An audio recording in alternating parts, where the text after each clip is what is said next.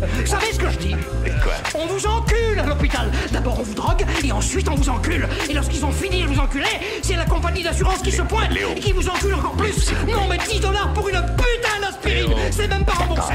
Léon, on essaie de travailler ici. Ok. Salut à tous, c'est l'écran fou et aujourd'hui encore une review série puisque on va parler de la dernière bombe signée Netflix, à savoir Dahmer, un ami qui vous veut du bien. Non, en vrai le titre c'est Dahmer, monstre, l'histoire de Jeffrey Dahmer. Mais avant, je vais répondre à la question qu'on m'a plusieurs fois formulée, à savoir est-ce que je ferai une review de Athena, qui sort justement aujourd'hui sur Netflix, et pour laquelle je serai catégorique non. Clairement, non, je ne ferai pas de review sur ce film, parce que tout simplement les réseaux sociaux, ça a vite fait d'être un grand foutoir dans lequel a vite fait d'arriver une avalanche de merde à tout va. Et que c'est pas pour ça que j'ai créé une chaîne. Là, on a affaire à un film fortement ancré dans l'air du temps, très politique et polémique, et que j'ai pas envie de rentrer là-dedans. Là, c'est vraiment se présenter comme une allumette craquée au milieu d'une poudrière.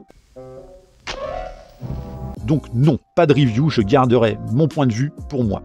Voilà, maintenant on revient au thème de cette vidéo, à savoir Jeffrey Dahmer, puisque oui, il s'agit bien d'une série biopic de cet homme qui a été arrêté et condamné à presque 900 ans de prison, rien que ça. Et donc ses prouesses à ce cher monsieur, c'est meurtre en série, option découpage de corps et collection de restes, avec en prime cannibalisme, nécrophilie et j'en passe, donc un mec, tout ce qu'il y a de plus charmant. Et rien de mieux que Ryan Murphy pour s'accaparer le projet. Donc pour ceux qui ignorent qui est Ryan Murphy, et là franchement je vous plains, c'est le showrunner derrière des séries très ancrées dans cette thématique de crime de grande ampleur, telles que American Horror Story, la série d'anthologie qui était sortie également American Crime Story, la mini-série Alston, la série prequel de Vol au-dessus d'un nid de coucou qui s'appelait Ratchet, qui était aussi sortie sur Netflix. Donc Ryan Murphy, c'est quelqu'un qui aime beaucoup explorer la part de pulsion animale chez l'être humain et les fantasmes sordides qui peuvent justement nous traverser l'esprit. Donc Jeffrey Dahmer, c'est un peu du pain béni pour lui.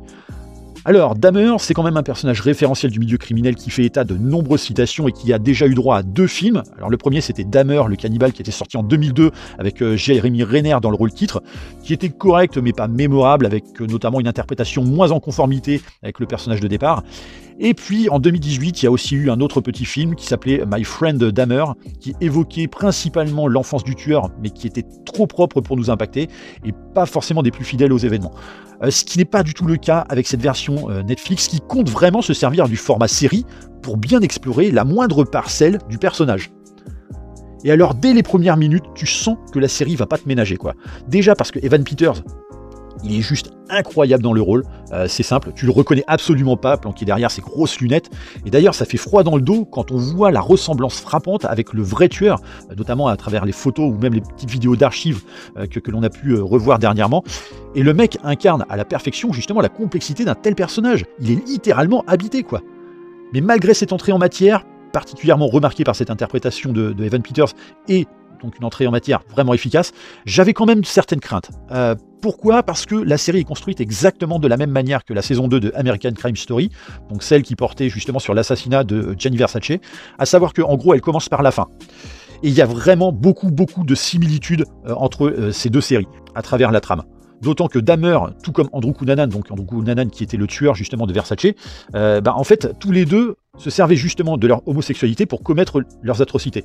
Et donc j'avais un peu peur parce que perso, il y avait tellement de points communs que j'avais quelques craintes, d'autant que j'ai pas été subjugué par la saison 2 de American Crime Story, donc qui s'appelait Assassination of Gianni Versace, notamment parce que le lien entre le tueur et sa victime, donc le célèbre couturier, était trop ambigu et que tout ce qui était présenté autour de la famille Versace, finalement ne servait que de remplissage et de prétexte promotionnel. En vrai, on n'était pas sur une série basée sur le meurtre de Gianni Versace, même si on le voyait. Non, on était vraiment sur une série de découverte du personnage d'Andrew Cunanan. Alors que là, c'est clairement pas le cas. Là, on te vend du Jeffrey Dahmer dans le titre, et c'est du Jeffrey Dahmer que tu vas avoir.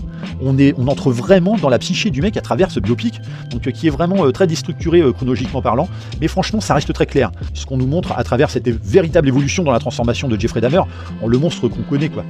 Et si la série pourrait peut-être en perdre quelques-uns pour sa lenteur, c'est vite oublier que ce rythme est vraiment nécessaire pour bien ausculter à la loupe chaque facette de la personnalité du mec et tous les caps qu'il franchit dans cette métamorphose. Ce qui est d'autant plus malaisant que la série ne s'amuse pas trop avec l'horreur graphique comme d'autres auraient pu le faire, On n'est pas dans The Boys.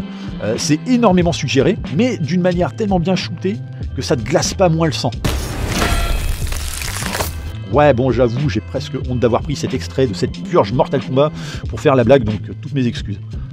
Bref, où est-ce que j'en étais? Ah oui, donc au niveau de la mise en scène, effectivement, c'est vrai que c'est quand même très bien fait, puisque c'est particulièrement bien shooté, avec une colorimétrie très portée sur le vert et le jaune, pour donner justement cet aspect rétro à la pellicule.